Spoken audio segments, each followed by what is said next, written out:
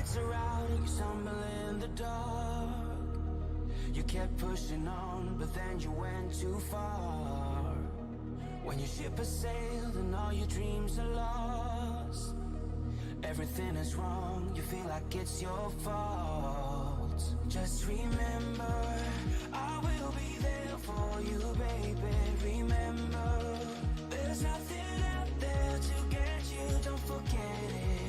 When life throws lemons, just call on me. Just call on me.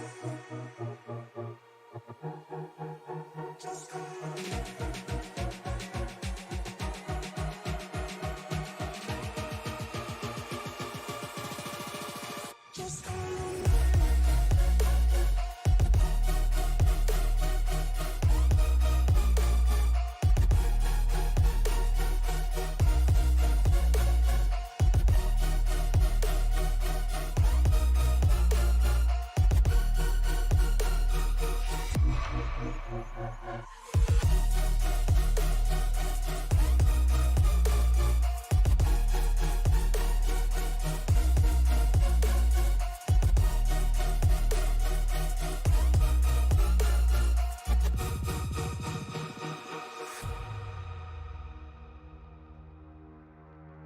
You're stronger now than you ever been.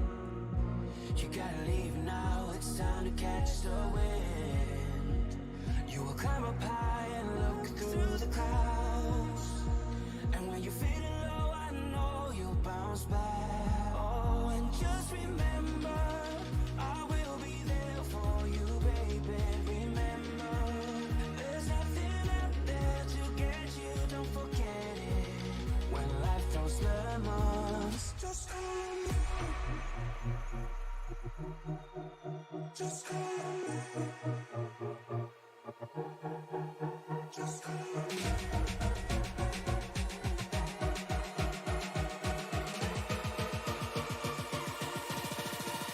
Just call on me.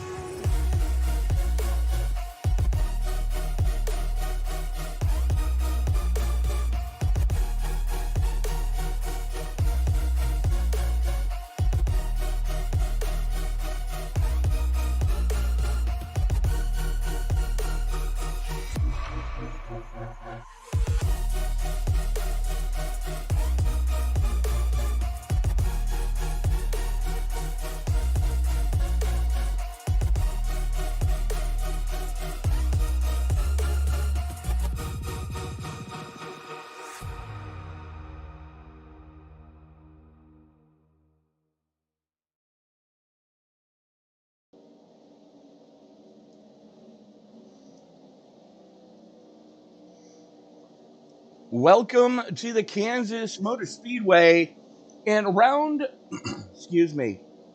number 12 of the Monsters of Speed Racing League Cup Series. I'm Tony Trapasso. He's Michael Self. Thank you so much for making this part of your Friday evening. And Michael, welcome to Kansas. Yeah, this should be an interesting one.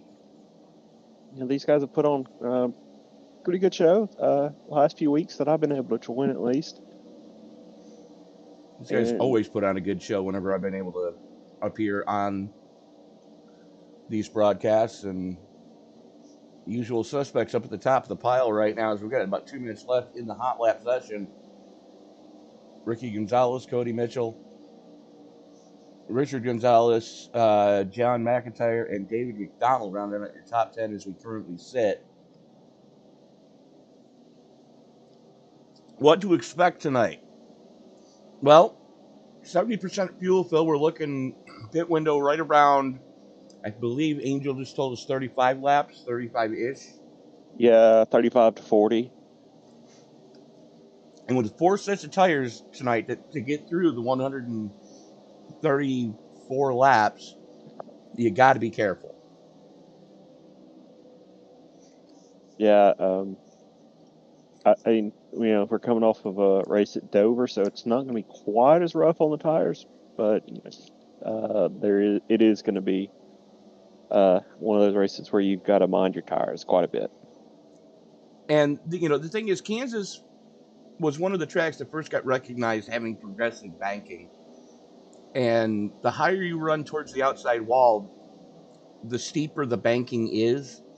And yes, you can make moves on the outside, but you run the risk of burning off the rear tires because you're on the trigger harder and you're still driving deeper into the corner. The converse to that is running a more, and I'm using air quotes here, folks, traditional line where you're down towards the bottom of the track, at which point you've got to worry about burning off the right front tire because this track can cheese grater a right front tire almost Darlington-esque if you don't respect the Goodyears.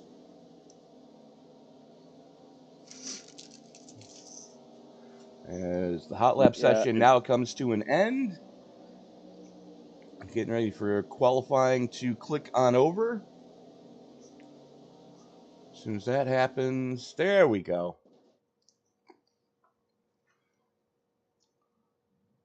As qualifying tower now comes up, let's take a look who's going to be the first one to actually roll it.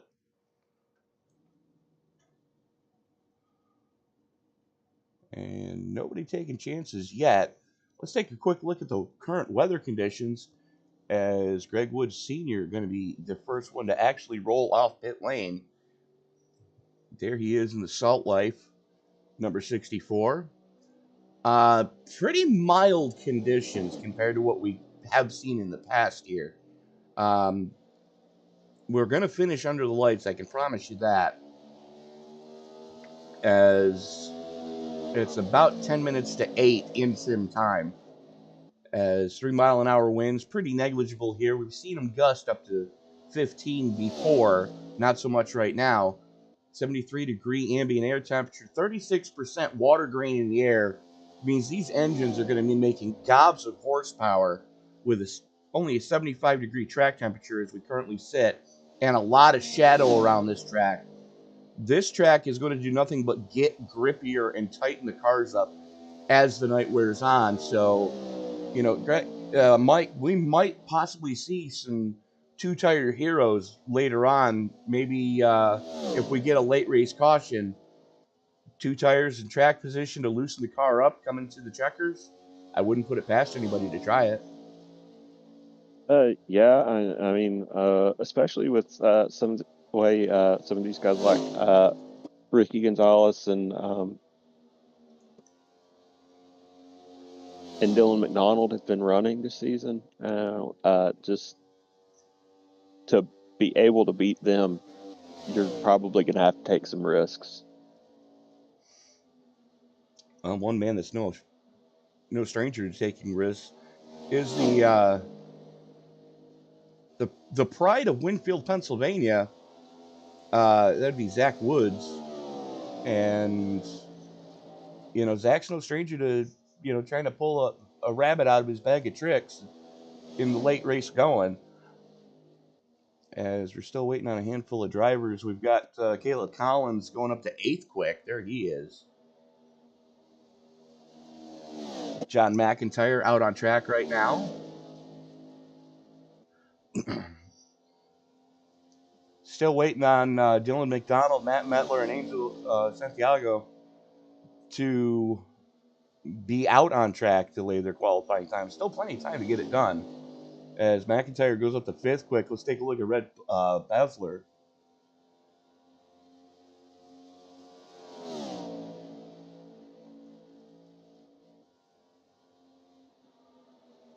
Ford heavy field I'm noticing here tonight. Is that normal, Mike? Yeah, last few weeks I believe it has been fairly normal.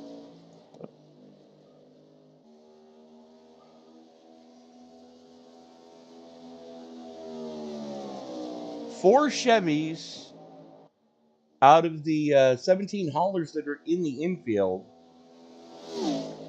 and everybody else is in a blue oval. Not used to that. Normally, a lot of the other leagues I broadcast in the Cup side of things, Everybody wants to run the Yodas. Yeah, I mean nobody's really been driving Toyotas recently. Fair enough. Greg Wood was, it looks like, looking back at the results, and he was the only one, but he switched over to driving a Ford. Their Kansas race, so he's run the last 3 races in a Ford.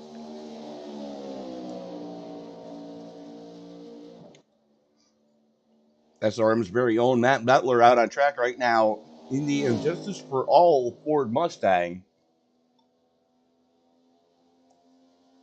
Attempting to take the green right now. It's a sharp looking scheme. I don't know if you had a chance to compare that to the album cover. Whoever did that, I like the marbling. They really, Yeah. they really made that thing pop. So, Metler coming through 3 and 4. Good head of steam for him so far. May have negated the first sector on lap 1, though. See if this lap is actually going to count. Yes, it does. 14th quick. As the final 2 people to lay times in qualifying are starting out on track right now. That's Angel Santiago in the Highland Myers Ford. Nice throwback scheme, Angel. Digging it. Yeah, he's been driving that one pretty much all season. But yeah, uh, yeah, growing up, that Junie Donlevy 90 car was one of my favorite cars to see on track. I actually had a chance. I believe that they had, for lack of a better term, it was a store on wheels for different, bits and bobs that the teams were going to need. But yeah, no, Judy Dunleavy always had great prepared machines. But Dylan McDonald, there he is in another Ford, the pride of Fort Wayne, Indiana. And absolutely right in his SDK driver info. You can't fix stupid. You can only numb it with a 2x4 and tequila. So Matt Metler on his second lap goes up to 6. Angel Santiago down the American ethanol back straightaway. This could vastly improve Santiago's time. Question is it going to improve his station on track? As he's coming out of turn 4, good head of steam. Across the line for Santiago. Up to 9th. Dylan McDonald up to 4th. Yeah, Nicely done, interesting. sir. I noticed Angel did not drop down to the apron there coming at the tri-oval like McDonald and several of these other guys have done. Oh, that's a double-edged sword. And the reason I Yeah. say that is if you do go down on the apron, it really unsettles the car. You can see the tail wiggle out of McDonald's car as he goes down onto the flat. And the thing is technically that's not racing surface. So you've technically gone off track even though you're still on pavement. There's nothing in any rule book in iRacing that says that if you and I are racing side by side and you decide to go down on the apron coming through the tri-oval, nothing says I got to let you back up. Mm-hmm. And I've done that to numerous people at Michigan, and I actually got protested for it. And my reply was, show me in the rule book where it says that they go down onto the apron anywhere that I have to let them back up. I mean, a guy was ripping at me for causing an accident. They crashed behind me because, the guy tried to make the corner, jammed on the binders to stay down there, and it didn't stick. But I'd like to apologize for any background noise you folks are hearing tonight. Anybody want a cat? As she's done nothing but just be a pester to me all day long. But about a minute left. If you're going to get a lap in, I'm not seeing anybody joining the session. So that should do it for qualifying. And Richard Gonzalez, and Ola Gonzalez front row. Santiago, go ahead. And they're separated by 1,000th of a second as well. So I see this. That's impressive. As we are going to have to just wait till the timer clicks on down. Again, thank you all so much for joining us on a Friday evening, a wet Friday evening. If you're up here in the central New York area. And Matt, where are you? Mike, where are you from? I'm from North Alabama, and it's been kind of wet down here as well today. I think basically to the entire eastern U.S., it's been a bit wet. That sounds about right. What was the old saying? April showers bring May flowers. What do Mayflowers bring? Um, in my experience, lots of stuffy noses. I was going to say pilgrims and smallpox, but Yeah, right. As a history major, I should have known that. Known where you're going with that one. Um, actually, it was my history teacher that said that to me for the first time. I'm like, I got to remember that. As we are starting to grid up here at Kansas, let's take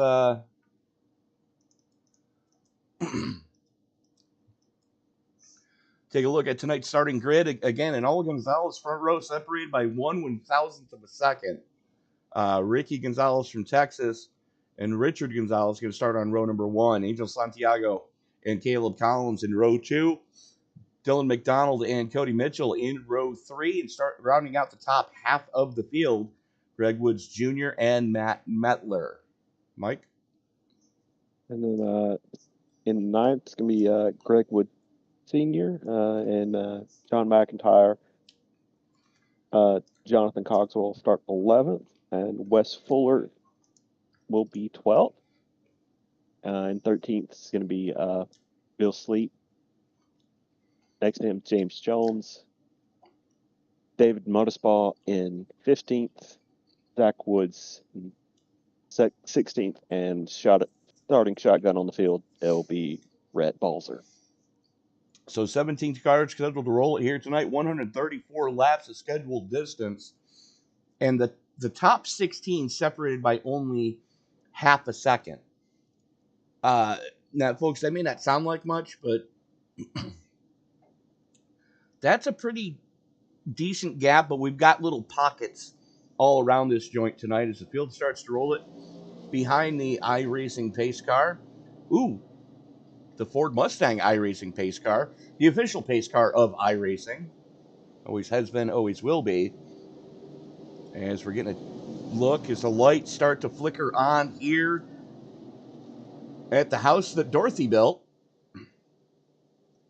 As they come down the American Ethanol back straightaway. This is going to be a fun one for sure. Again, full fuel fill between 35 and 40 laps with a 70% fill. 4 sets of tires to get it done as the field worked its way into the 3-4 complex for the first time tonight. Ricky Gonzalez is going to have the button. Geico restart zone is in effect. So the only thing he's left to say is it's time to wipe the visor and adjust the 5-point harness. Grandma, grab the popcorn because it's time to get it on in Kansas. Race fans, it's show time!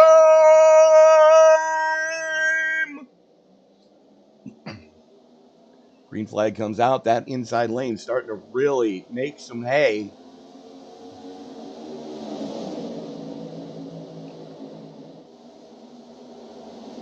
And we've got one around already.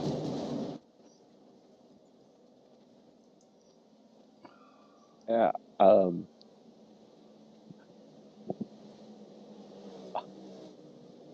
I was about to say something there right as I saw him spinning down there. So,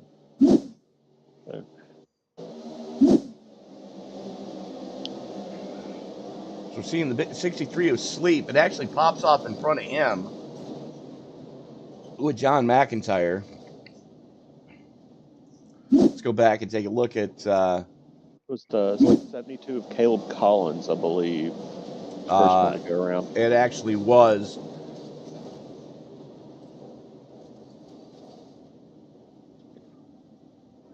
For some reason, it's not even giving me Collins. Well, let's go back to where I can find him.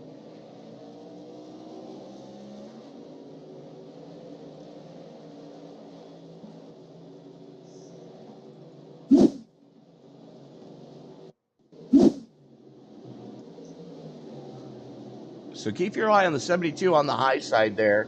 Second car in line. As everybody jumps on the loud pedal, you've got those three Mustangs, four Mustangs getting hooked up on the low side. The lone Camaro in the top 5 of Gonzalez is Collins just cold tires. Oi! And everybody comes dogpiling in. Mike, you remember the playground game you used to play as kids called Kill the Carrier? It was by different names maybe, but it was all the same game where whoever had the ball, everybody tried to dogpile on them and get the ball. Yeah, I know of it. I think they pretty much tried to keep us from doing that. But yeah. That's exactly what happened after Collins lost it. Is everybody just came dogpiling in, and boom goes the dynamite. As we don't even have one. While we've got 3 laps in the books, all 3 have been under the caution flag. As going back up into the front of this piece, Matt Medler bringing it down pit road. A little bit of strategery going on there for the 93. Yeah, and you know, I'm guessing some of these guys probably had to either burn their fast repair or have a already, or they're trying their best to just get as much damage as they can repaired. As you do. And just try and make it to the stage break. Which I did not get informed when the stage caution is tonight. I believe I heard 35 and 75. Okay, so roughly a fuel run. Yeah, so the first one they should be able to make it. And if they can make the first one, they're going to be able to make the second one, no problem. Because there's going to be some pacing due to the stage cautions. Ricky Gonzalez going to have the button one more time. This time joined on the front row with Angel Santiago in the Highland Myers number 90. And it's going to be Katie bar the door as the pace car peels on off.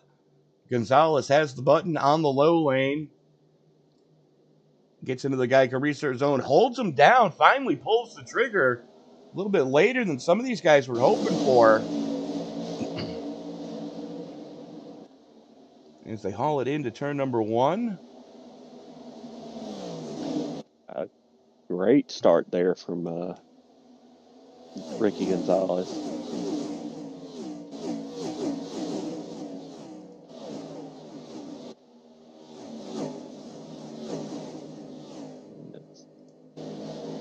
An absolutely ripping start as Santiago finally dispatches both Dylan McDonald and Richard Gonzalez to wrestle second back away from them. Richard in the only Mustang in the top 5 right now.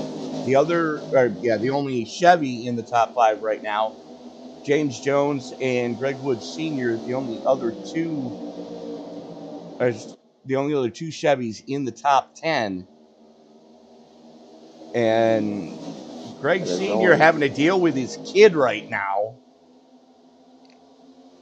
now works on John McIntyre. So those two guys have been side by side since the get-go.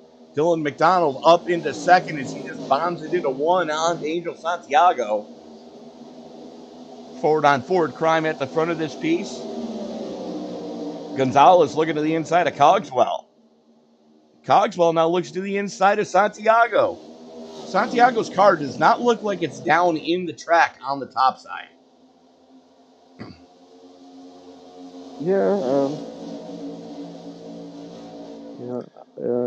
Looks like he's struggling just a little bit there. It just seems like the back end of the car is skating every time he goes to grab the trigger.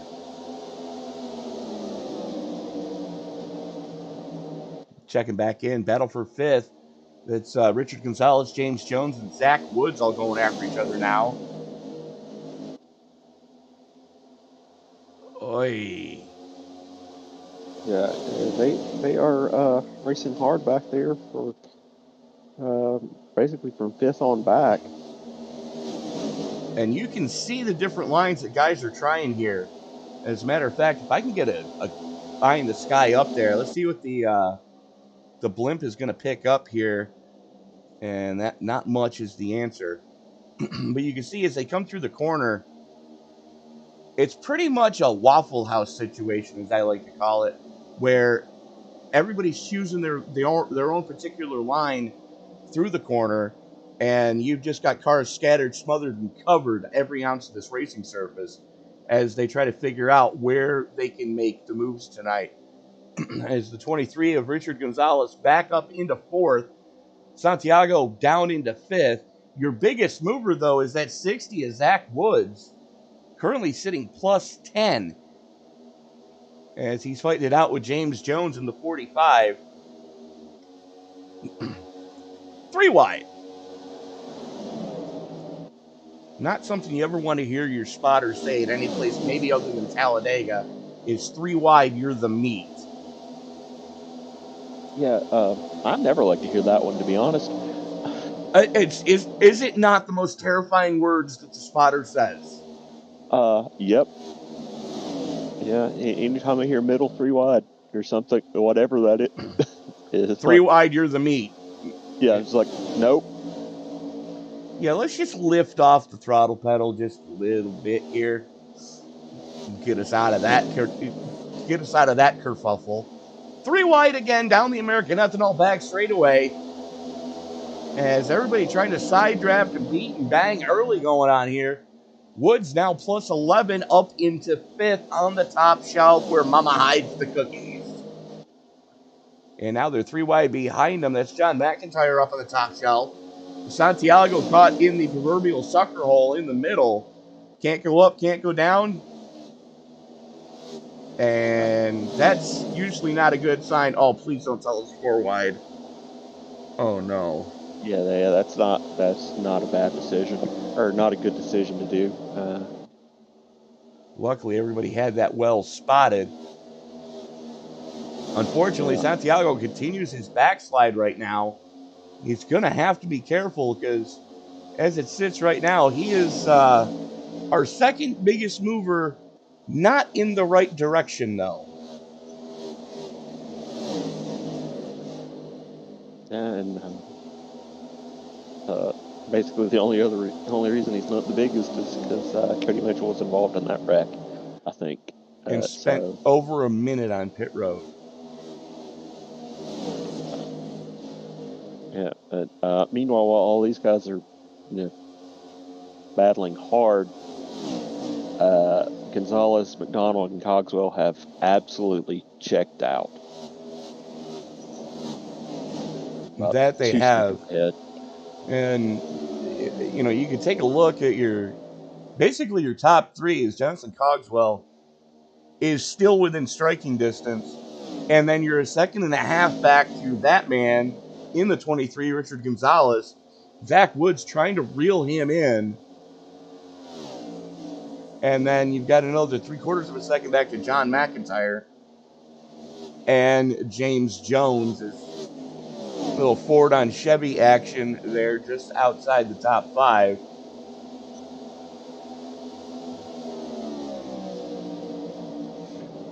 Would like to remind everybody who are watching the FAFO 200 here from Kansas.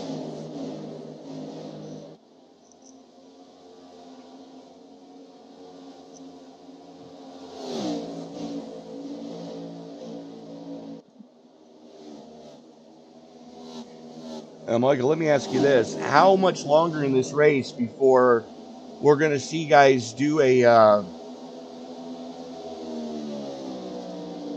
Zulu Foxtrot Georgetown move, just, or as my partner in crime from the old days used to say, a ZFG moment?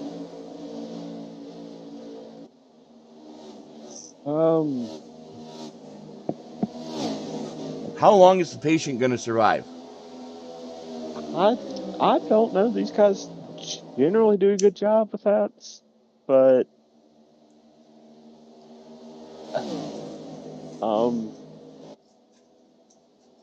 yeah, in my experience, with all the races I've been involved in and watched, it's hard for me to say, to be honest. McDonald making a bid for the lead on the top shelf, bangs the wall, going into one, now has the nose out in front.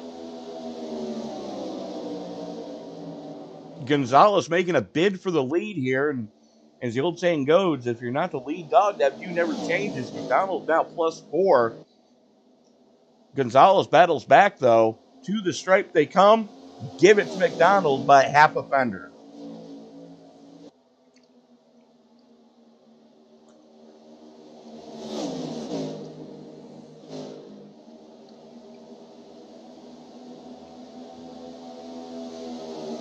As we now have a 4-car breakaway at the front of this piece. And then you're a second and a half back to your biggest mover, Zach Woods, who holds down 5th place, kind of on an island all by himself. As he's got a second and a half in front of him and a second and a half behind him to the battle that James Wood is in right now. I'm sorry, James Jones and Greg Wood, John McIntyre going after each other. And those two guys running side by side. They're just letting that lead group get further and further away. And meanwhile, back up at the front of this piece, McDonald and Gonzalez have not given up on each other yet. It's finally McDonald gets the clear, drops down to the 27 at Cogswell, trying to get some clean air to the radiator. Is going to change his line just a little bit here.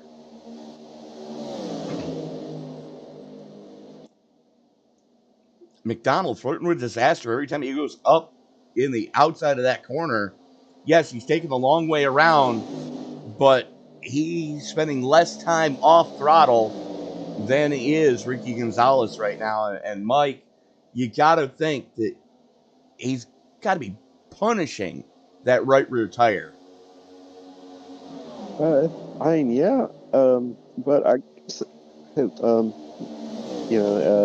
with the way his car's been running, pretty much anywhere he's put it, it's been looking pretty good. Honestly, so is Ricky Gonzalez's car. Everybody else has got to be kind of concerned that these guys are able to be this fast wherever they put their cars. Yeah, that's got to be concerning, especially now that the gap back to Zach Woods is about 2.25 seconds right now, and he has company in the form of John McIntyre and Greg Woods Sr. Sorry, it's Greg Jr.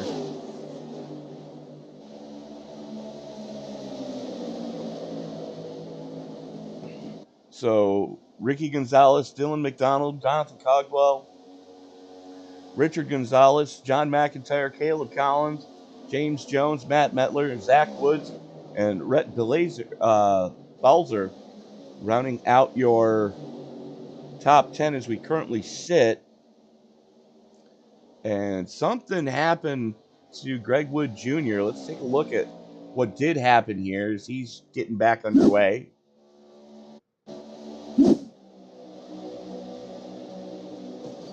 Oh!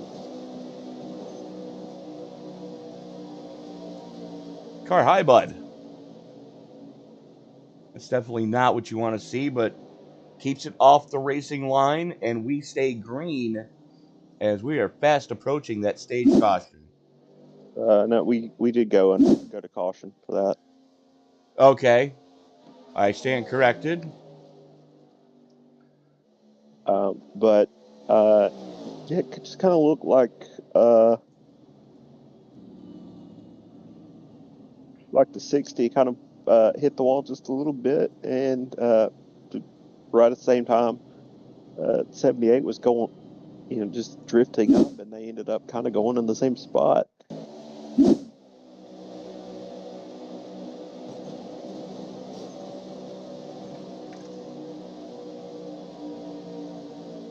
And just noticed that Angel, yeah, Angel Angel Santiago. Santiago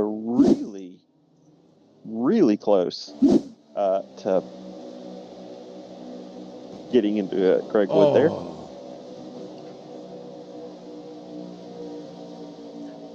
Yeah, as a matter of fact, we're going to go on board with Angel for this crash.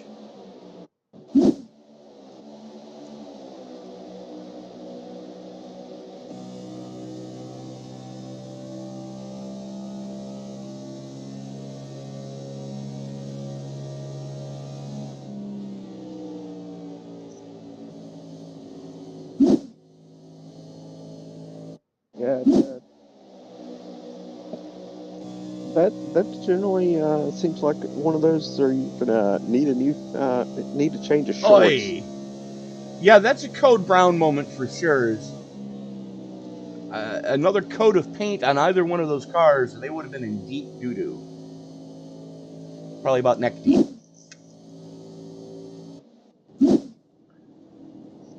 Because that had bad intentions written all over it.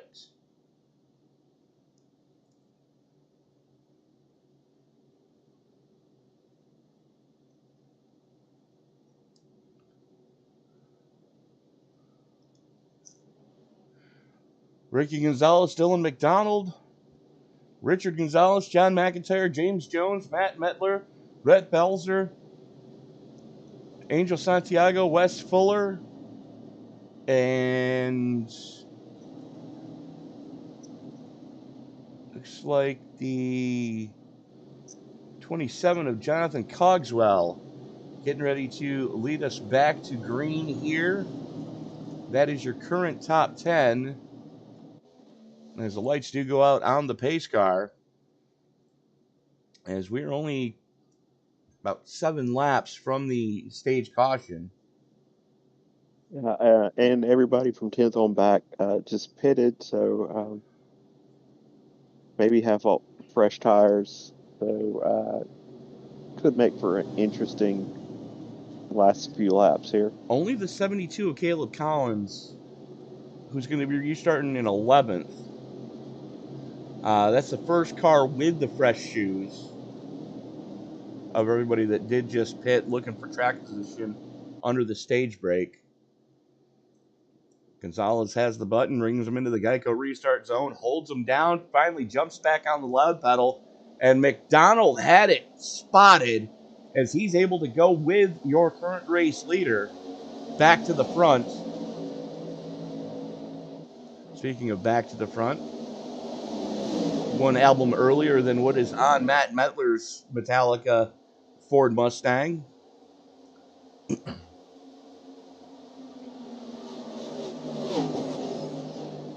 As Metler eats the wall in 1 and 2, and he's going to lose a couple of spots. He's got to be, oi! Car high, bud. And we're back under caution, and that should be the stage break as we are within 5 laps. So Gonzalez, McDonald, Gonzalez, Jones, Santiago, Belzer, Cogswell, Collins, Fuller, and Sleep going to get the final bonus point there. So let's go back and take a look at what happened with Metler.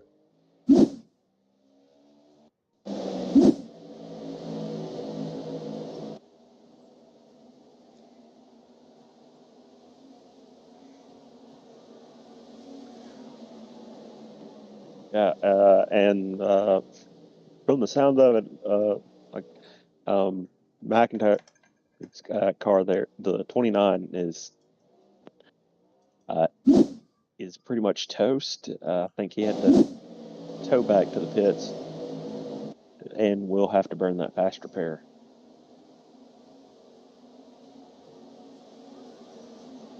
Looks like that started with a 29, actually. Yeah, it looked like he came across the nose of Angel Santiago there. Well, no, that was further up the track yet. So he bangs the wall, gets turned. Yeah, got turned by Santiago. Yeah, okay. Yeah, I didn't And see him getting into the wall there first. But so yeah. it was two separate incidences as we were following along with this one live. This is SRM's own Matt Metler. As you see the 35 just go up and door him, and that broke some right front suspension on that car when he hit the wall. And the 29's parked sideways in front of him, nowhere to go for either of them. And boom goes the dynamite. Yeah, and both those cars gonna be real hard to drive, if at all, without taking a fast repair there. Well, that's exactly what they're going to have to do. And unfortunately, McIntyre has left the building.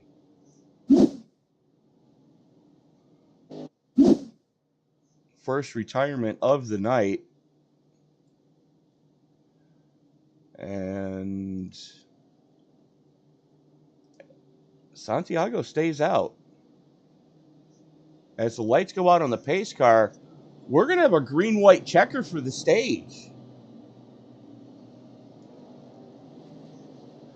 Oh, boy. Place your bets, folks, as this has a possibility of getting ugly with a capital UG.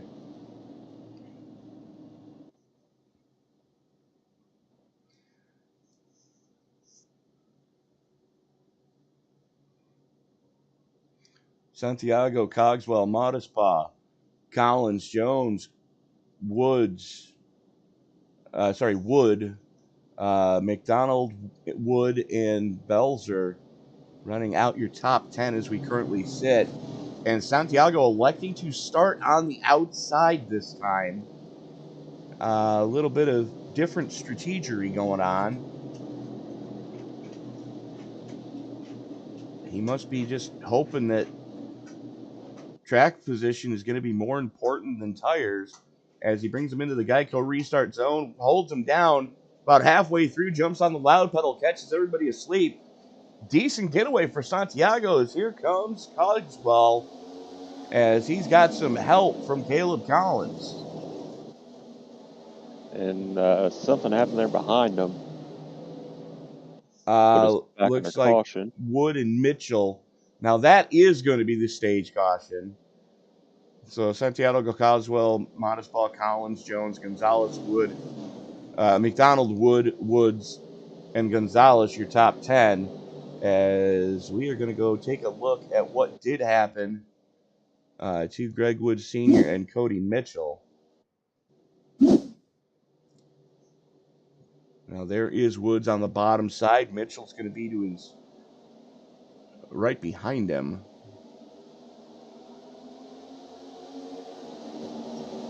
Oh, yeah. Yeah, that's...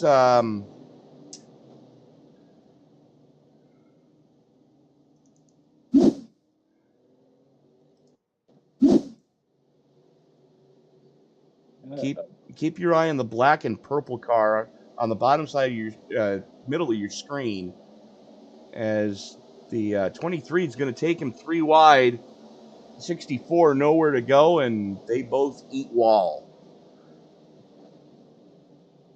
Yeah, looked like he just got an awful start there, and McDonald got in there behind him and spun him around.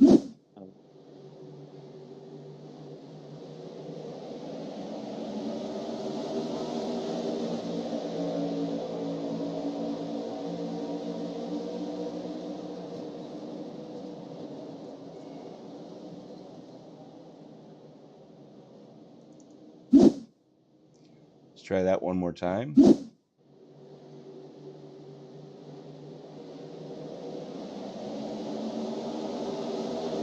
Yeah, it looked like he was in the wrong gear. The 38 gets a better run. And McDonald just sends him up into the 94. Red Belzer. And just like that, we are back under caution. And really unfortunate there for the 94. Just nowhere to go. Oh, yeah. Yeah, no, I mean, that's your worst nightmare is, you're trying to do well, trying to keep the car clean, and unfortunately getting caught up in other people's dumpster fires. Kind of par for the course for iRacing. I personally am not a fan of this track because it leads to that. A lot of cautions breeding cautions at these cookie cutter mile and a halves. Yeah, I mean, getting caught up in other people's wrecks seems like it's a story of my races this year.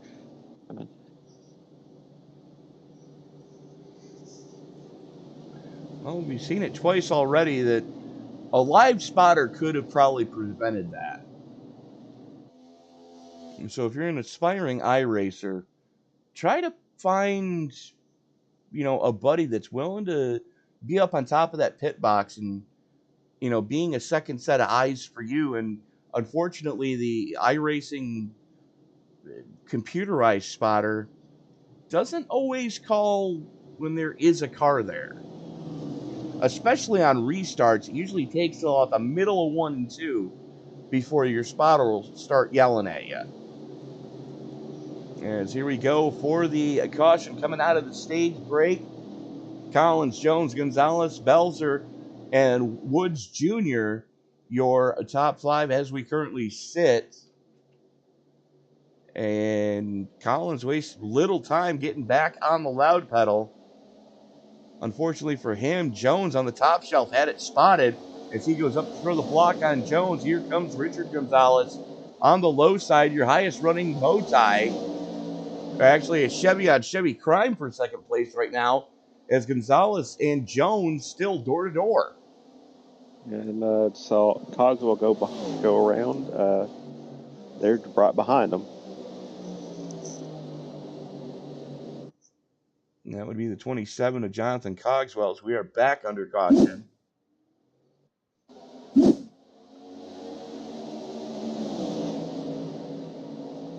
Oh.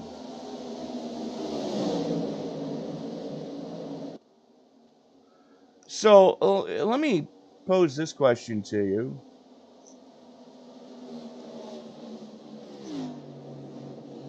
The 38, it's the second time he's turned somebody tonight.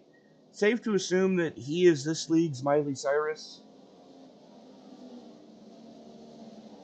Every league has one, so it's nothing to be really ashamed of.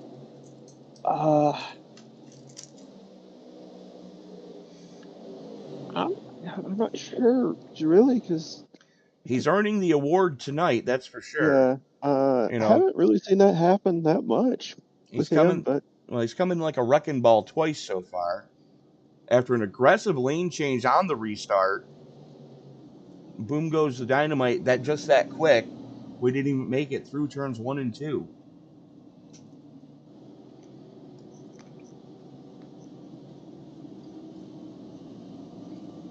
I mean, to be fair, he's not exactly used to being this far back in the field.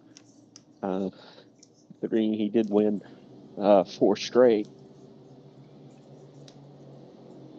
and had a good chance of winning last week if he hadn't gotten caught up in a late accident.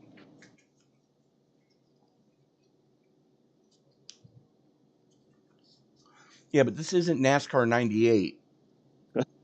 You can't just under caution wreck everybody and gain position without pissing somebody off.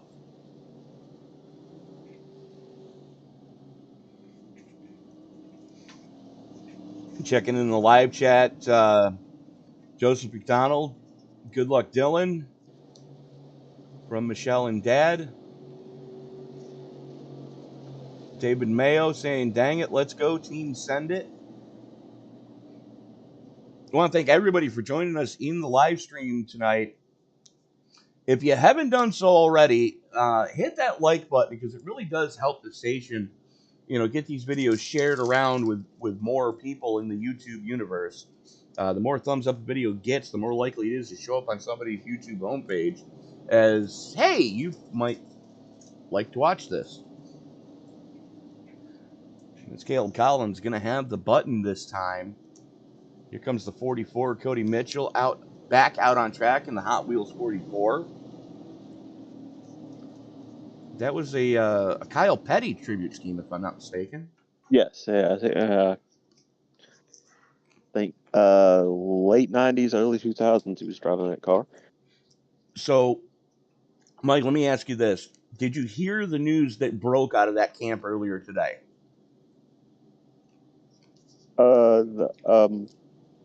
They're switching to Toyotas, is that? Legacy Motorsports is switching to Toyotas for next season, which used to be Petty Enterprises. What's your take on that? Oh, I mean, they've driven pretty much every make that's ever raced in NASCAR, so why not? Well, they started in Oldsmobiles and Buicks, then went to the Chrysler camp. Yep, Dodge. Then went to the Ford Plymouth, camp, and then Ford, back to Chevy, Pontiac. Back to Buick. Well, from Plymouth they went to Dodge for a short time, then to Pontiac. Well, he did drive a Ford in there for a short 69. Yeah. Yeah, the 69 season, and the only reason he went back to Plymouth, he said, he's the reason why the Plymouth Superbird got built. Plymouth had no intentions of building a wing car to match their Dodge brethren, but Richard Petty says, the only way you guys are getting me back is if you build me one of them. So they went and retrofitted a car to kind of look similar to the Daytona that came out in 69, and Plymouth unveiled the Superbird for the 70 season, and immediately went to victory lane with a Petty Enterprises entry. Unfortunately, it was not Richard behind the wheel of the second car, as he had gotten crashed out with about 50 to go. As we are 33 to go, as the pace car peels on off, coming to 33 to go in this second stage. Collins has the button, jumps on the loud pedal. Just like that, we are back underway. As here comes the Chevy of James Jones. Gets the clear going into one. As unfortunately, Richard Gonzalez got washed up the track. Bangs the wall off of two. Collins doing the proverbial Indy snake to try to break the draft of those cars behind him. Greg Wood Jr., Zach Woods sitting second and third, and it's about to get three wide coming into turn number one. This has bad intentions written all over it. Jones had it well spotted, though, maybe he didn't have it well spotted, as he eats the wall going into one. And that gives us an all-Ford top five right now.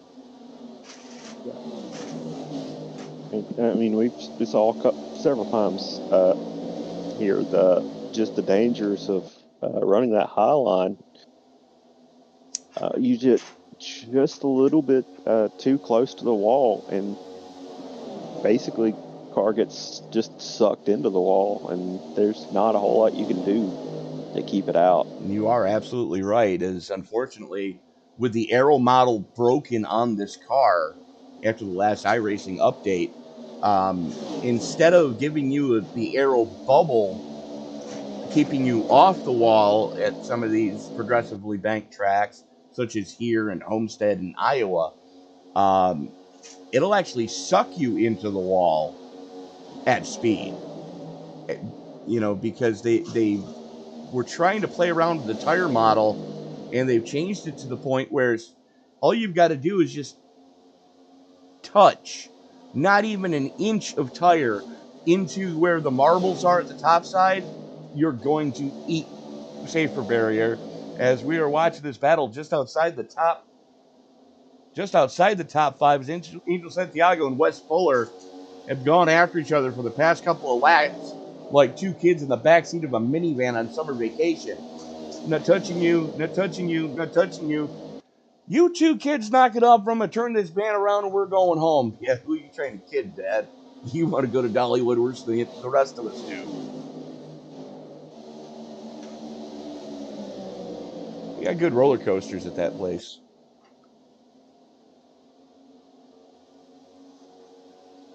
Showing 15 cars still on the lead lap. Cody Mitchell in the free pass position. Going to get his lap back when the stage brake comes out. John McIntyre, the only one to have put it on the hauler early here tonight. So 16 of our 17 starters still circulate in this facility. We're working lap 47 of 134. As we are going to step away and pay a couple bills, but don't worry, you're not going to miss a thing because we are going to go side by side. We'll be back right after this.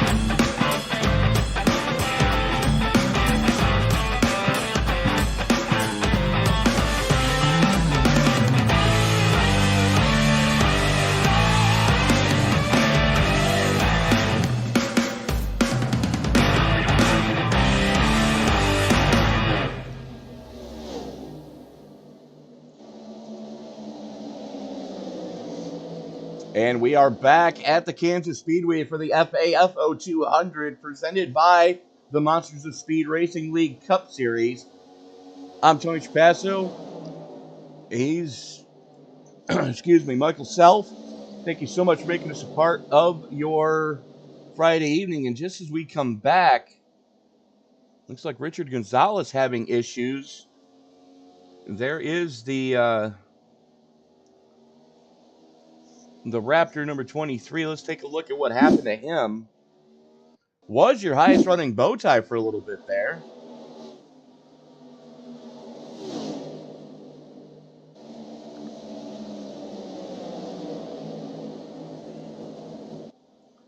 Oh, bangs the wall, goes down, caroms off the 60, and up into the wall backwards.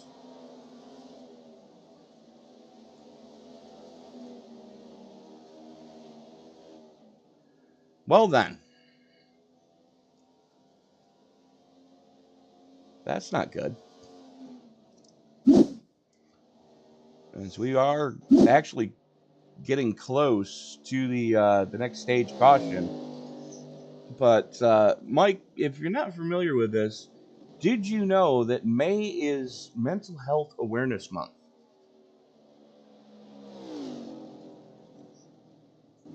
Did not, I don't believe, although I should have. Well, with it, we here at SRM, I mean, I think we've got maybe 2 sane guys in the whole company. And I mean that lovingly. Are you sure it's that high? I think it's 2. If you're not counting me in that. No, actually, I was going to include Zach Woods and Frank Marchese in that one. But look, I'm making a qualms about it. I had a nervous breakdown a couple years ago. So when I talk about mental health, it really hits close to home for me. And what you're watching here tonight, you've got 17 guys deciding to meet up in a virtual world. And this is, I know a lot of drivers that use the iRacing platform as well as other sims that are out there to have an escape from the real world for at least a little bit. And I mean, you'd be surprised just how many adults there are racing. I can pretty much guarantee you that of the field of 17 starters, there's maybe 2, 3. I'm going to go out on a limb and say there's 4 drivers in here under the age of 20. Everybody else is an adult, and this is their after work escape, end of a long week escape from reality, for even if it's just for a couple of hours. This can help reset you and kind of change your mindset of,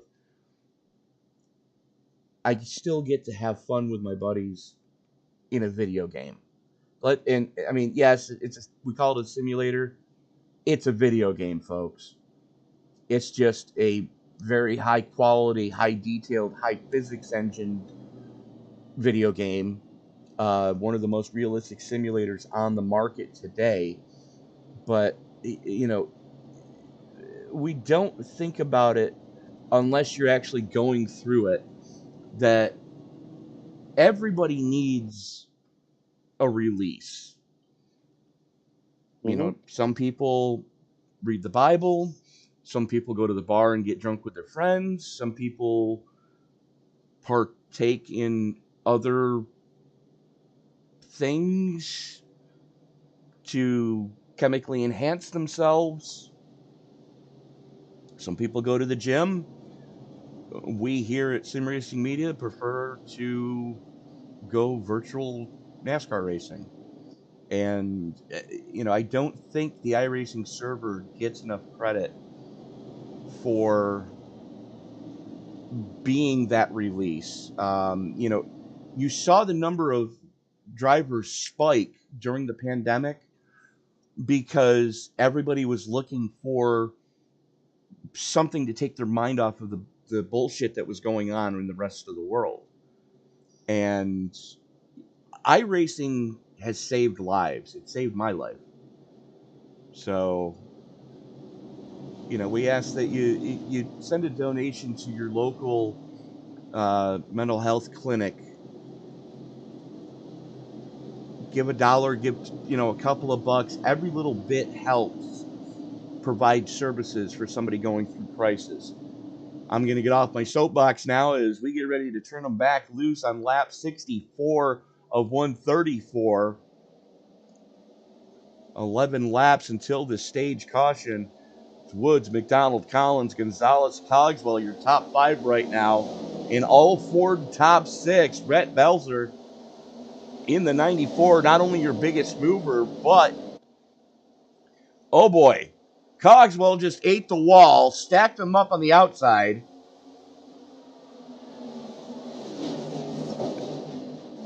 I'm sorry, that was the 72 of Collins.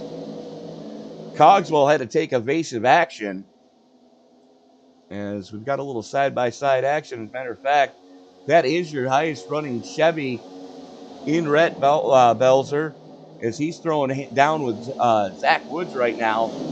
Greg Wood making a stick on the outside as Ricky Gonzalez and Dylan McDonald going after each other. Gonzalez throws the block on McDonald. He's not a happy camper right now.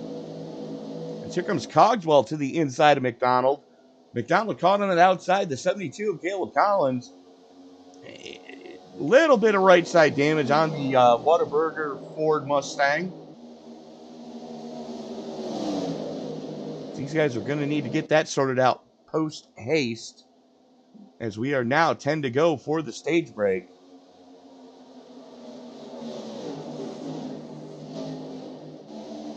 As that is a 3-car dance of Belzer, Jones, and Fuller going after each other now.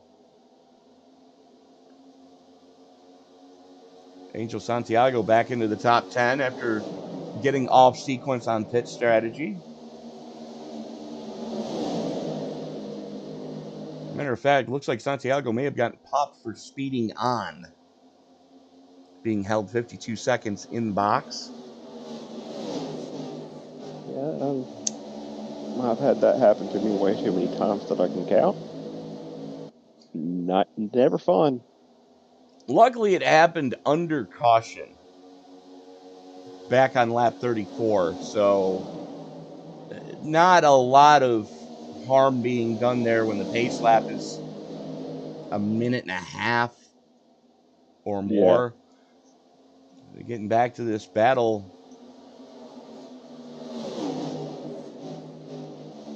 What the hell? Battle for third. It's McDonald has it. Jones and Collins both want it. Santiago there as well. As the 45 of Jones is your highest running bow tie. As a matter of fact, the only bow tie in the top 7 right now.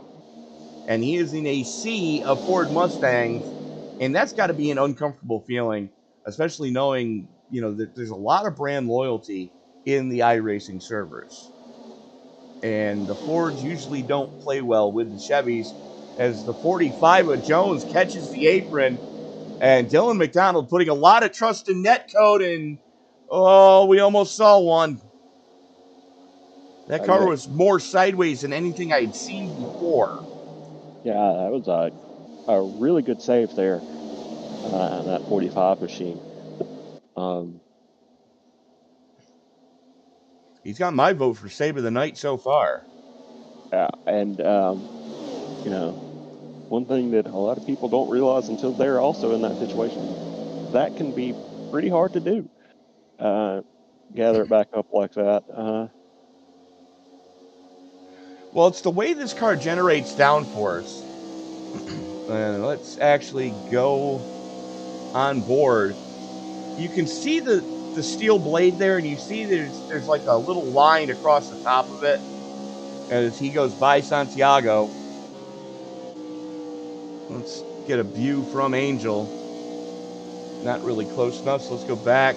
There you go. You can see it right there. You can see that plexiglass blade on the top of the steel. That is the lowest spoiler height that we have seen in NASCAR in probably 30 years, 20 years anyways. And the way that these cars generate their downforce, and you know what, let's go back on board.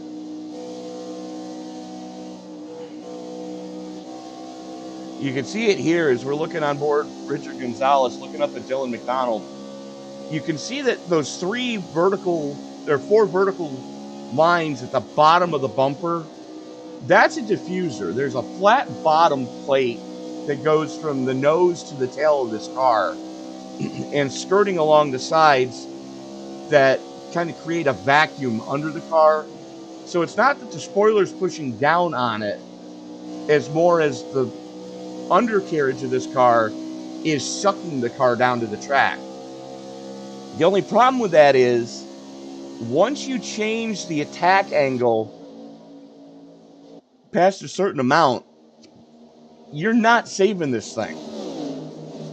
Yeah. And I liken it to when NASCAR went from the bias ply tires to the radial tires. It took guys a little getting used to of how far can I get this car out of shape and still catch it. And that's kind of what we're seeing in the real world of NASCAR these days, is the guys that were used to being able to get a car sideways and save it, as this is going to be a white flag for the stage caution. But the guys that, you know, were driving the Gen 6 in the previous generations of the Cup car, they're struggling with this next gen car because they're not used to the same feel with the lower profile tires. As here comes Greg Woods. Greg Wood Jr. gonna win the stage. Gonzalez, Jones, Gonzalez, McDonald, Santiago, Collins, Belzer, Cogswell, and Modespaw getting the final stage point for that one. And with that stage caution, we are going to step away, pay a couple bills, and we will be right back.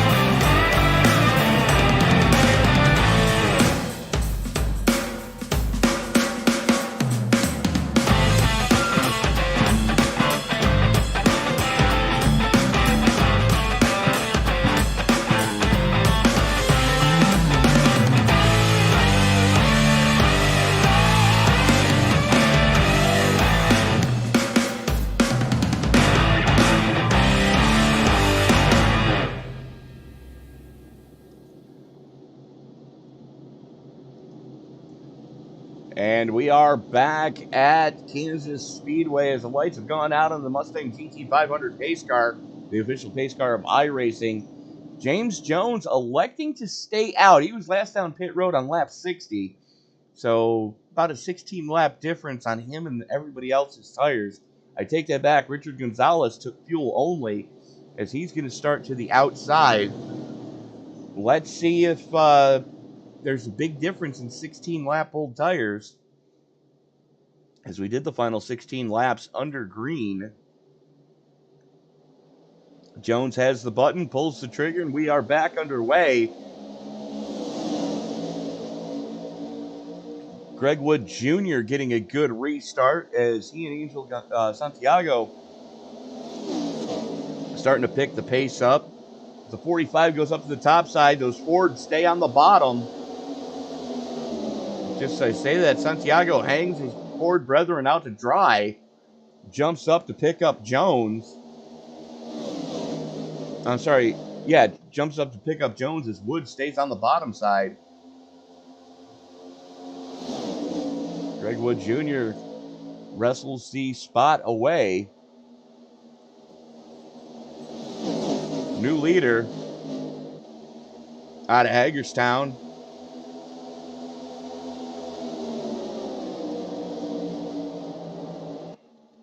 Yeah, and I think Angel got up into the wall there. Good possibility. 'Cause I think I heard. Yeah. You can see a crinkle in the right front fender as that hood is not flush anymore. You can see that fender kind of bowed. So that's less than ideal. Although this track is not as big on aero as we were a couple weeks ago at Talladega. Yeah. That kind of damage could be fatal at Talladega. Here you can kind of deal with it. Sheepers.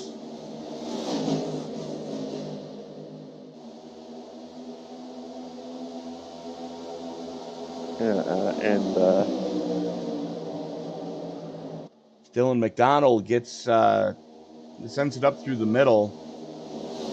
I don't think anybody around him really wanted that situation, but McDonald was not going to be denied as Modespa and Santiago go door to door now for sixth.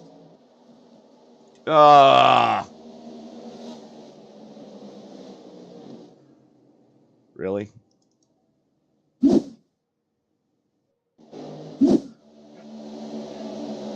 Keep your eye on the one of Modespa.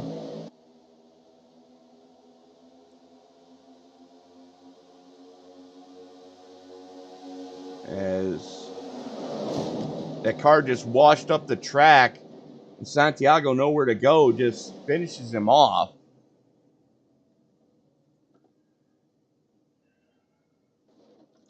Yeah.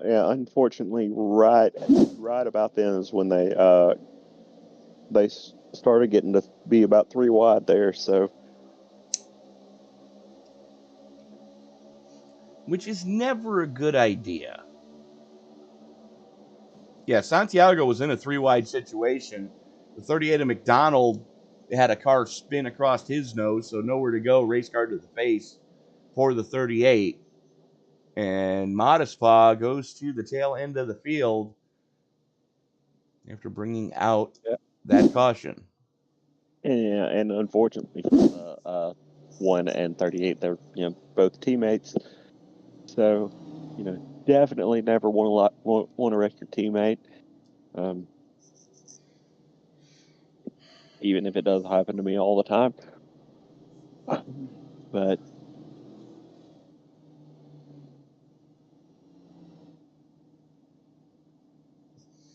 the good news is we're inside 50 to go.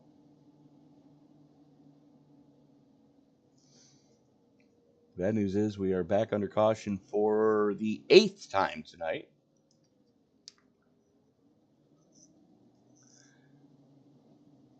Taking a look at fast time of the event. Greg Wood Jr. currently holds fast lap at a 30.93. Ricky Gonzalez, 30.94. And then you've got to go all the way back to Zach Woods with a 30.9 dead. And so actually Woods has the fastest lap of the race. It happened just before that caution came out. Was able to click off a 30.90. Caleb Collins was a pretty solid lap at 30.97. Let's take a quick look at the rundown through the field. As there is the 78 of Greg Wood Jr. Second place, your pole sitter, Ricky Gonzalez. James Jones holding down the third spot as one of your two biggest movers, as Joan and Bells are both plus 12 right now. Jonathan Cogswell in fourth. There is the Mustang of Cogswell. Rhett Belzer, your other biggest mover at plus 12, currently holds down the final spot in the top 10. Wes Fuller, there is the 35 of Fuller, the Black Rifle Coffee Ford Mustang. Richard Gonzalez, your outside front row starter out of Massachusetts, driving the Raptor Chevy Camaro. Bill Sleep's Mustang right behind him. Greg Woods Sr. and Zach Woods rounding out your top 10. Mad Mettler in the Metallica Chevy holds down 11th. Cody Mitchell in 12th. Davis Modestpaw did get that truck sorted out, or car sorted out, as he is holding down 13th. Dylan McDonald in 14th. Caleb Collins in 15th, coming out of pit road. And Angel Santiago rounding out the cars still running in 16th. John McIntyre put the car on the hauler early. Lights should be going out on that Ford Mustang GT 500 pace car this time by. And there they go, and here we go, as it looks like Woods electing to start from the outside. Must have seen something he liked in the early part of that run, as the Matco Tools Ford Mustang is going to lead us back to green.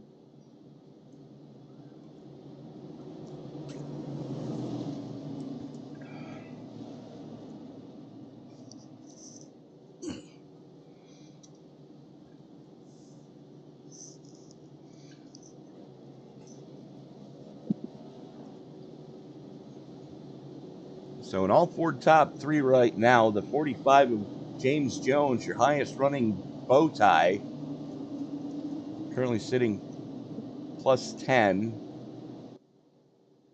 Make that plus 11. Rhett Belzer get back in sixth. Your other big mover at plus 11. It's going to restart in sixth. So field working its way through the 3-4 complex. Here we go one more time.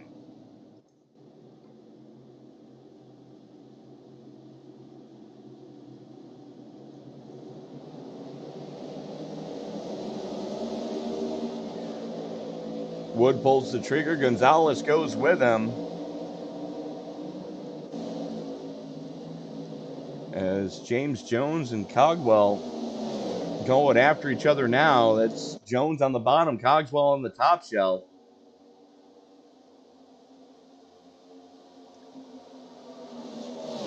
Still door to door they go. Again, Jones on the bottom side, Cogswell's on the top shelf where Mama hides the cookies. Wes Fuller now down to the apron. 3-wide situation for third. Fuller thinks better of it, backs out of it, as Cogswell had a similar idea that allowed Jones to get up there, as we've got a race for the lead starting to get hot and heavy. Greg Wood has it. Ricky Gonzalez wants it back, as he started on your pole position tonight. Cogswell with another run. He's going to look to the inside of Jones, crossed him over on the backstretch. This battle for third, hot and heavy, as Gonzalez did get the position at the line. Gonzalez, Wood, Cogswell, Jones, and Fuller, your top five.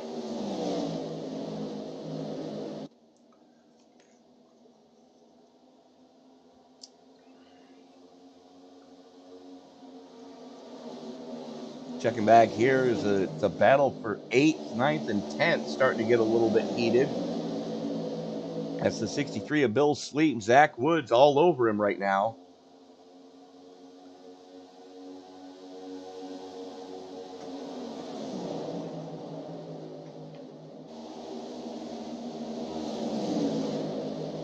Jones and Fuller starting to heat things up for 4th.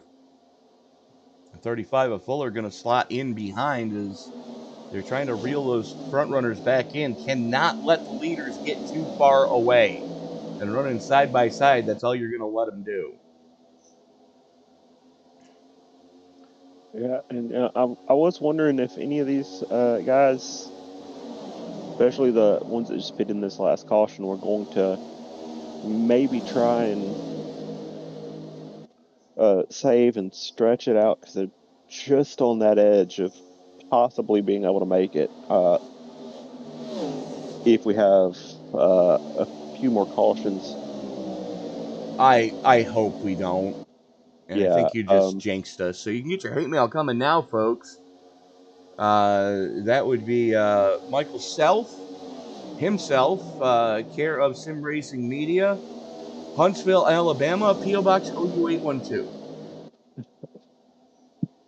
yeah. Good thing I don't live in Huntsville. Oh, no, that's the P.O. Box you got to go check once a week. They didn't tell you that? I mean, I'm not going. I'm not driving to Huntsville just to check those out. Fine. Pain in my ass. As Jones and Fuller are painting each other's backside right now as they are slugging it out for 4th place, still door to door. Jones on the top side, Fuller on the bottom side. Little Ford on Chevy action. Just inside your top 5. As Fuller has the nose out front. Coming off of turn 4. Battle for the lead, hot and heavy now, too. It's Greg Wood Jr. on the top side, Ricky Gonzalez on the low side. Ford on Ford crime for the race lead as we are working lap 96 of 134.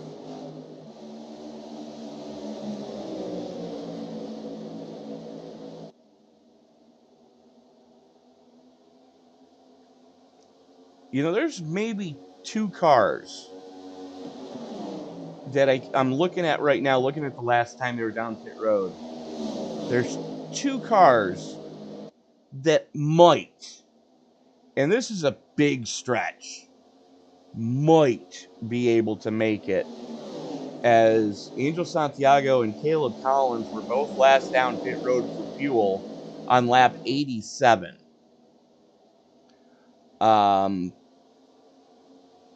Those guys are right on that cusp. You know, because we figured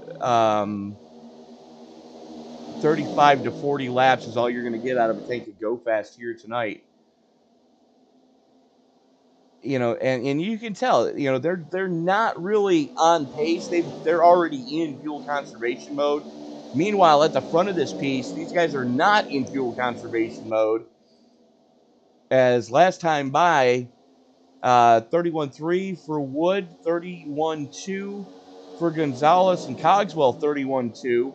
Wes Fuller in the 35 was 31.02. So he's hanging with the front runners right now and using their draft to his advantages. This battle in front between Gonzalez and Wood has not lightened up one iota since the green flag has come out. Yeah, I mean, you know, these guys, you know, they know they're going to have to pit again. So, you know, there's no point in them really saving at all right now. Just, you know, we may start seeing some people try and play it off now, since we are just inside that pit window. It would be On the short side, yeah.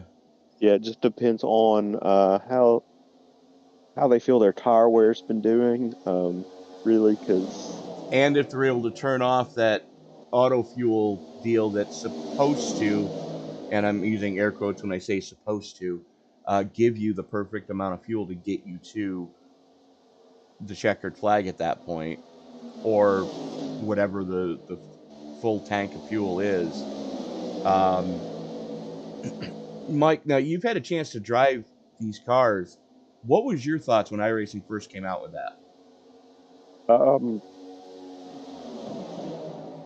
How easy is it for me to turn it off? That's exactly what went through my mind, is how do I turn it off? Because I want a full boat every time. I mean, I've got it. I've got some buttons set up for me to be able to change my fuel stuff pretty quick anyway. So it's not necessarily a big deal for me. But I generally try and uncheck that as soon as I can once I'm getting back on the racetrack, just to make sure it doesn't mess with anything. Now, let me ask you the now obligatory question. Have you adjusted your INI file to change the distance at which the spotter will call you clear? I have not. I've not played with any of that stuff. There is when you get iRacing for the first time, they have it set to 1/4 of a meter. Why they use meters, I have no idea. We need freedom units.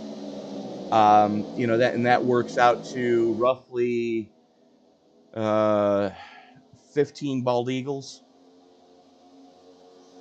roughly. And that's, less than let me rephrase that. It works out to about 10 bald eagles. So it's actually less than a foot, at which point your spotter will call you clear. I usually take that out to 3/4 of a meter. So now you're looking at like 28 bald eagles. And those are inches for those of you who don't get my sense of humor.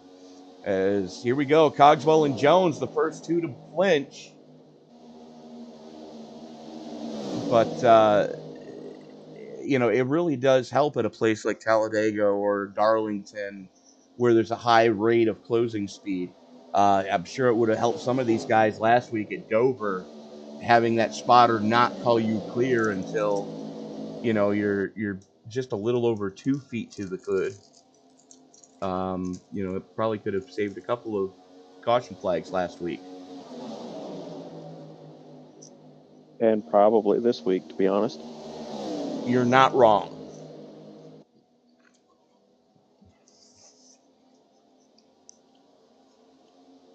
And turn on the Chatty Cathy setting on your spotter as well to make them the most talkative that you can. And,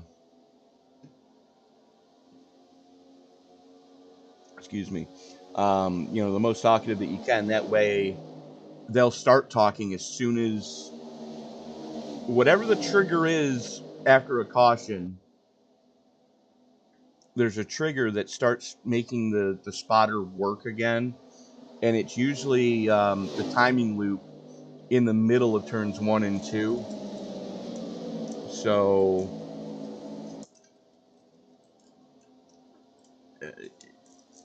as soon as you can get that spotter to start talking to you, the better off you're going to be, because let's face it, you need it the most coming back to green.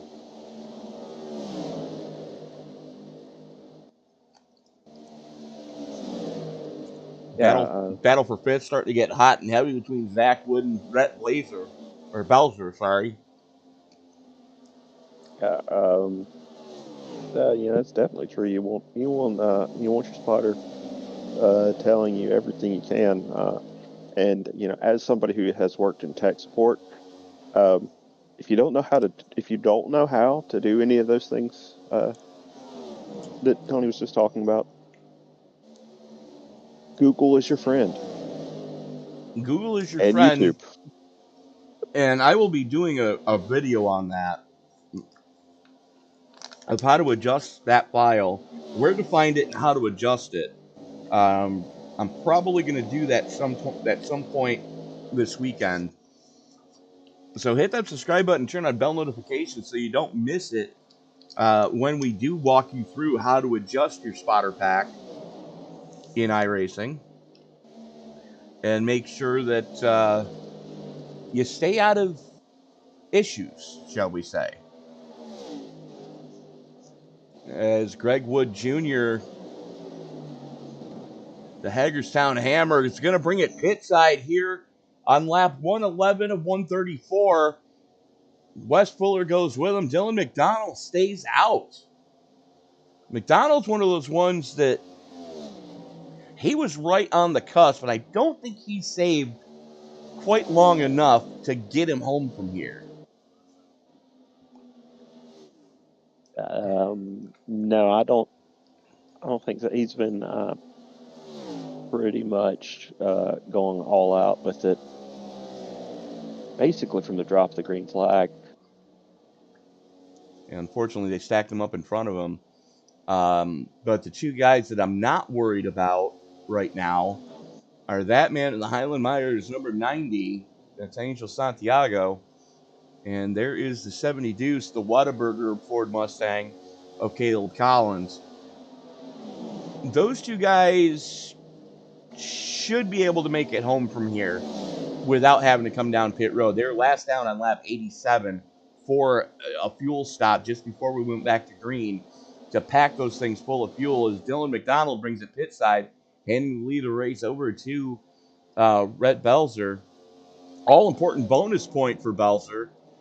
And your biggest mover award at plus 16. All 17 drivers that did take the green did post times in qualifying, which is refreshing to see. John McIntyre, the only retirement to speak of, he's going to be scored in 17th after having issues early. Used his fast repair in the first caution and got caught up in the second caution. Now that ended his night early. Greg Woods Sr. has been on pit road for the last 10 minutes. As we are 20 to go, as Belzer stays out. Woods, your next biggest mover, he was last down on 85. Now, depending on how much saving he did, he's right on the ragged edge of making it from here. He was last down on lap 85. And that's cutting a little closer than I would be comfortable. As Belzer going to go pit side, handing the lead of the race over to the 60 of Wood. Yeah, I mean, honestly, the biggest thing with those guys that may be able to make it, in addition to trying to save fuel as much as possible, those tires could make it difficult and make it any of these guys that may have gotten tires on their pit stop. I'm not sure. Looks like everybody took tires. Yeah. So, they're going to be coming fast, whether they've got enough time to catch them or not. Well, there's Cogswell getting his lap back the hard way. So now we have 4 drivers technically on the lead lap. Cogswell is right in front of your race leader, Zach Wood.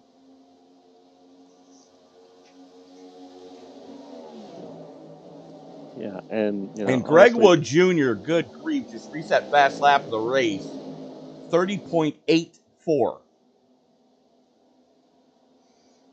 That would have been good enough for pole. And there goes the 7 of Gonzalez and the 78 of Greg Wood Jr. So now there are 6 cars on the lead lap, technically. 16 to go.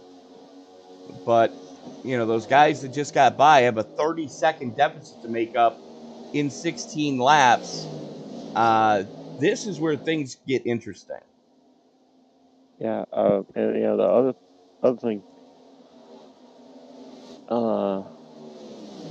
if they're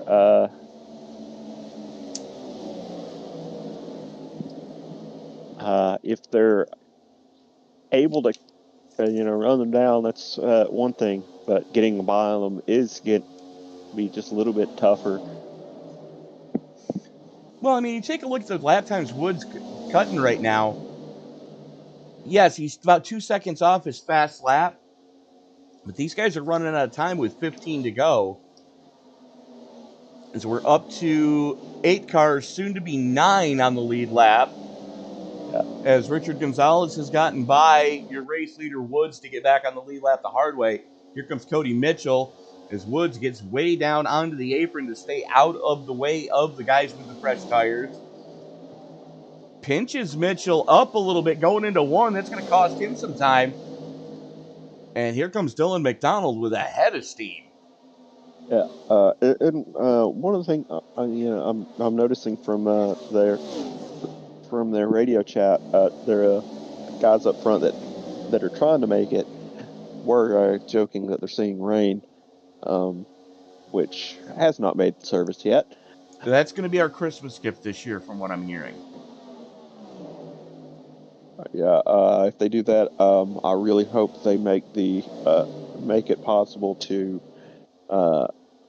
hit the track dryers and set the track on fire, like Juan Pablo Montoya did. Although I'm sure they won't. If that would be awesome if they did give us the whatever those things are called, the super jet dryers that Juan Pablo hit at Daytona. Has it really been 15 years? No, it's been 10 years. Over that. That was back in 2011, I think. But if they do give us track dryers, I can pretty much guarantee they're probably going to do it the same way that they did the pace car. In which it's there, but you can drive through it. And don't think for a second that they skimped on the pace cars or pace truck. They actually have a full interior in them. Yeah, which you can see when you drive through them. Absolutely. Plush leather seats, the radio's there, the air conditioner's rocking, even on a cold day like today. And as we are watching this battle between Greg Wood Jr. and Ricky Gonzalez, as this is your battle for 4th, hot and heavy, your closest battle on track, 10 laps to go. And they are running out of time to try to catch Zach Woods. If he can make it home from here, I mean, that's going to be yeoman's work, but he's probably going to need somebody to push him and then smack him around to do the post-race burnouts, because I don't know how much fuel that car is going to have left in it. Yeah, Wood, Santiago, and Collins are going to be, absolutely on fumes towards the end. Santiago and Collins do have 2 laps more fuel, at least. Yeah, they're the ones that I think actually can make it. Woods in the 60, he might be in trouble as we continue to watch this battle for 4th. As Greg Wood Jr. and Ricky Gonzalez just have been after each other since coming out of pit road. Woods has gone to pit. Woods is out of fuel. And there goes Santiago, giving his lap back to Modespaw.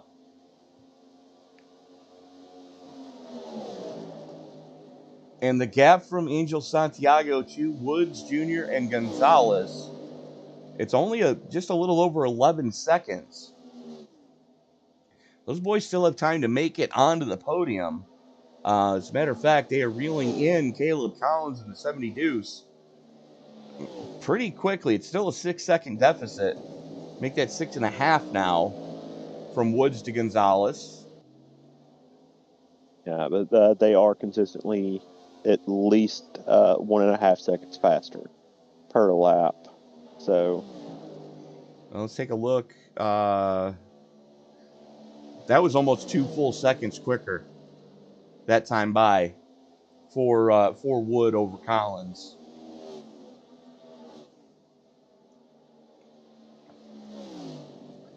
7 laps to go. Angel Santiago. He goes pit side. He didn't save enough. That means Caleb Collins is the last man standing of those guys that we thought were right on the ragged edge. And he's trying to just will that thing home. 3 seconds is the deficit now. Back to Greg Wood Jr. And Wood just carved 2 seconds out of the lead the last time by. 6 to go. It'll be 5 next time at the stripe. Handshake lap coming up. 5 to go. Collins, Wood, Gonzalez, Cogswell, and McDonald, your top 5 as we currently sit.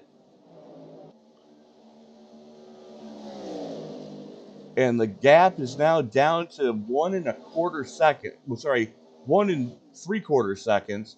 There you see the 78 in the background. Oy, what could have been? Yeah, that's sort of what I was about to say. Is you can just see see Wood creeping up in the back of the frame there. The question is, did Gonzalez save enough? Or sorry, did Collins save enough? Gonzalez should be able to make it home, no problem. Yeah. Well, I mean, he may have saved enough, but Wood should have no problem getting behind here. Yeah, absolutely. As you can see, Wood on the top side. That is Ricky Gonzalez right behind these two. Collins is out of gas. That car's not running.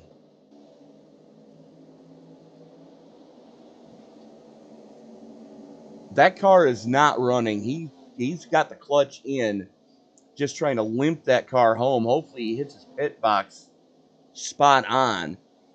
As that now hands the lead of the race over to Greg Wood as we got popsicle sticks in the air. 2 to go. Wood Jr. and Gonzalez 1 and 2 right now, with a 4.5 second deficit back to Dylan McDonald in the 38.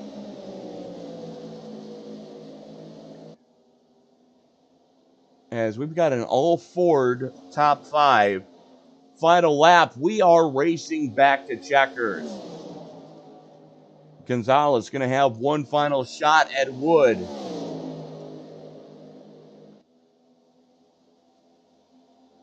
Using the draft down the American Ethanol back straightaway. One final shot. Gonzalez isn't close enough to make it happen. Greg Woods Jr. off of turn number 4. He's going to come home with the W, taking the checkered flag and the big trophy. Ricky Gonzalez hangs on for second. And Dylan McDonald, there he is. Good recovery drive as he got popped a couple of times. Beating and banging with Angel Gonzalez there in the closing laps. McDonald hangs on. Fuller and Cogswell rounding out your top 5. But how about that Matco Tools number 78 of Greg Woods Jr.?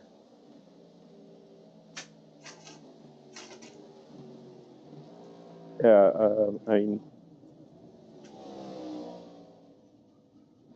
As soon as I can find him. Pretty good strategy there for that one.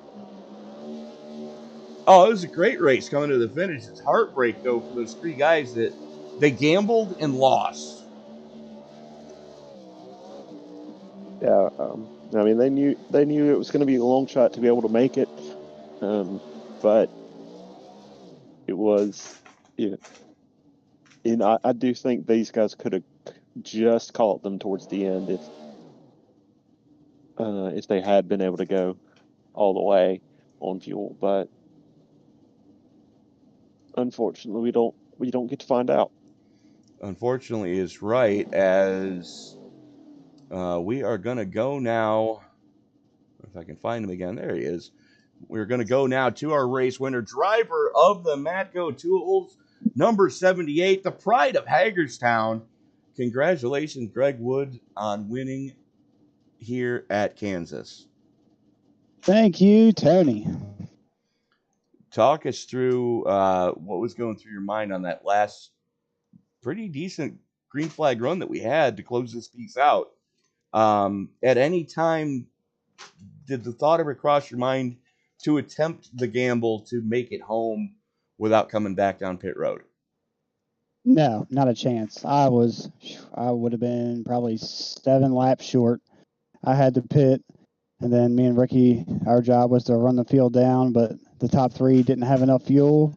And come to find out, my teammate Ricky, his crew chief, his spotter, didn't put enough fuel in the car, so coming down the backstretch, he ran out on the last lap. That is absolute heartbreak, but he was able to salvage a podium finish. But, I asked Mike during the race, what are your thoughts on that whole fueler change that iRacing threw at us with the last update?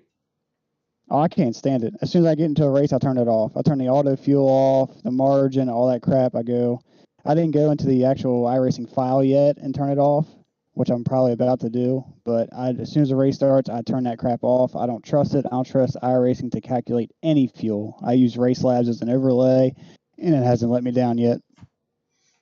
And that's the best answer I could possibly hope for. But Greg, moving forward, you're pretty thick into this points battle this season. Who do you need to thank to help you get to victory lane? Oh, first and foremost, thank my teammates at Titletown Racing and Rage Motorsports. We always talk to each other and figure out who's running what and where the best line is around the track. Of course, past couple of weeks we've all gotten into each other, but when your team makes up half the field, then you're going to have that. So at the beginning of the night, when Caleb turned it on lap 1 and I hit him, I was like, man, my night's over. But luckily, we made the push, kept focused, and we came out with the victory. But I'd like to thank you guys for putting on the broadcast, Angel and everybody else at Monsters of Speed, and that's pretty much it. Greg Wood, again, congratulations on the victory, and I need to find your teammate as he has disappeared on us. Not supposed to do that till we talk to you, and why is he down there? We are actually going to reach out now to your teammate, Ricky Gonzalez. And Ricky, all things considered, started on pole, didn't quite get the dub tonight, but second step of the podium, and you only lost to your teammate, so it can't be too disappointment. Yeah, definitely not disappointed in the run. That's 2 years in a row now. We finished second to Greg. So if there's anybody I'd lose to, it's definitely to a teammate. I guess we just didn't put enough fuel in on that last pit stop. So going to have to go back and debrief with P.O. Paul Owens. He's like my crew chief and eyes in the sky. So, yeah, we'll talk about it. And, man, we could have had something. I think if we had enough fuel in it, probably would have had something there at the end for Greg. But he drove one heck of a race. Congrats to him. I'm not going to knock it. He put enough fuel in the car at the end of the day, and I didn't. So just glad enough to come home P2. Man, last week with a win and then coming here, finishing second. It's definitely the momentum's high on the 7 bunch. And, yeah, we're going to try to hopefully make some of these races.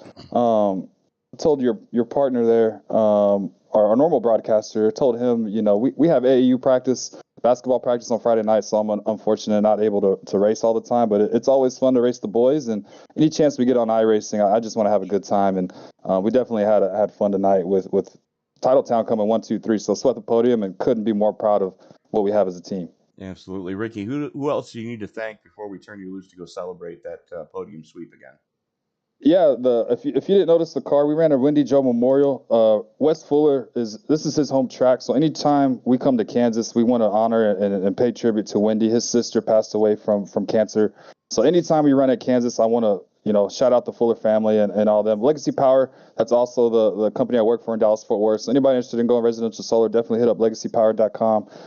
Morgan, my girlfriend, for letting me do this. We actually had company tonight, and a buddy of mine tunes in and watches the stream. He just checks to see what lap I'm on and how I'm doing throughout the race. So appreciate everybody tuning in, watching the stream and all that stuff. You guys in the broadcast booth, I tell the other guy that usually does this, y'all do a phenomenal job at Sim Racing Media. Keep doing what y'all are doing. Y'all are only touching what y'all can do as far as when it hits the ceiling and all that stuff. So the TTR Rage, everybody associated with that. Wes, this is a podium finish for you, man, especially at your home track. And I don't know, next time we'll be in the car, but we'll go give it our all next time. Hopefully it's another win, and we'll go from there. Sounds good. Ricky Gonzalez, congratulations on the podium. We will see you next week, hopefully. Yes, sir. Thank you.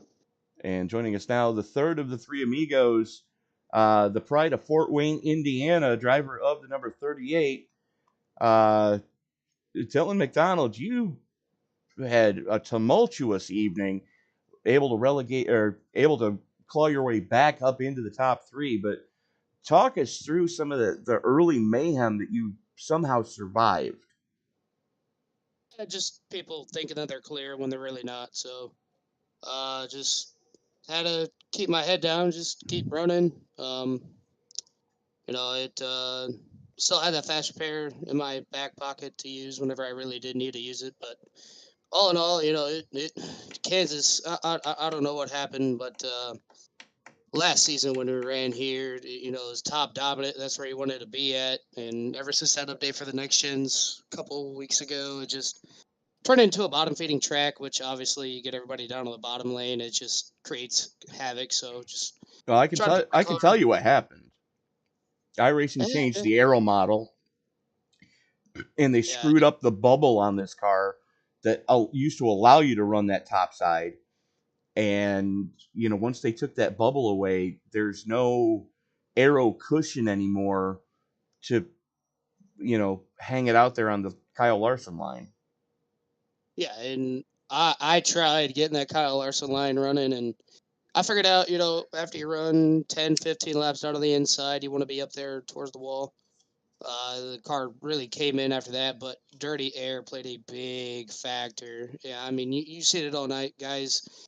Diving it in, getting that little bit of a dirty air wake and sending up into the wall. So, yeah, it's just you want to be out front when you can, and obviously I just couldn't do it here tonight. So I just keep my head down and go on to the next week.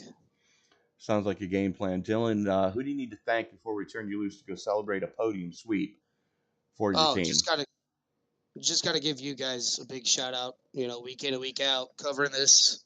Gotta give a big shout out to my dad and his wife Michelle out there. She's currently going through some cancer battles with leukemia, so hopefully everything goes good on her end. TJR, Upstate Body Shop and Towing, Travis Auto Services in Fort Wayne, CRN, SRM, all you guys up there, and yeah, just ready to get on to it next week.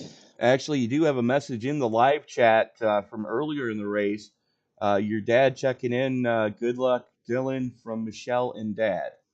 So they were watching. Right there. They've got to be pretty happy with what they saw. You not giving up and clawing your way back onto the podium. Congratulations, Dylan, and we will see you next week, sir. All right, thanks, buddy. And that is going to about do it for us tonight. Michael, we've got another one in the books. Yeah, and like I said before, these guys put on another fantastic show. That was a great finish. Great finish towards nice long green flag run there that allowed the different strategies to play out. I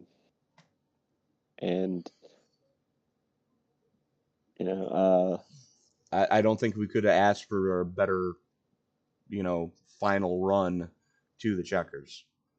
Yeah, I mean, unfortunately, like Ricky said, he didn't quite have enough fuel there at the end to make a run at Greg Wood Jr. But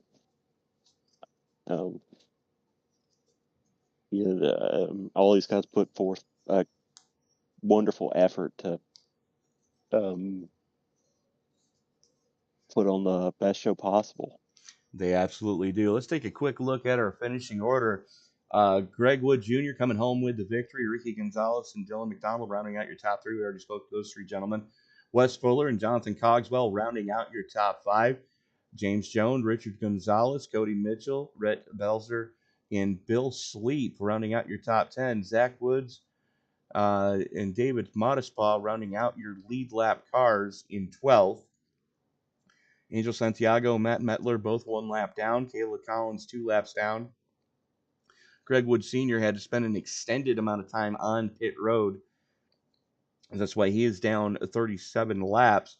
And John McIntyre tonight, he just assumed forget, as he was the only one to put it actually on the hauler early after getting caught up in the first and second wrecks, and had already burned his fast repair when the second wreck happened. He said, "Yep, we're done," and just took it to the house. But do need to thank our good friends at Waldorf Toyota for all of your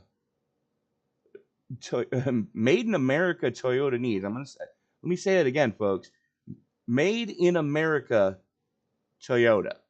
Couple of plants in the United States, as unfortunately both of the air quote domestic brands made in Canada and Mexico.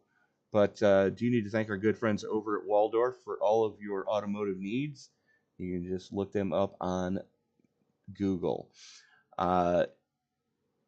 He's Michael Self. I'm Tony Trapasso. Reminding you, ladies and gentlemen, that as you walk down the road of life this week, and until we meet again, do us all a favor. Don't play in traffic. We'll see you next week, folks.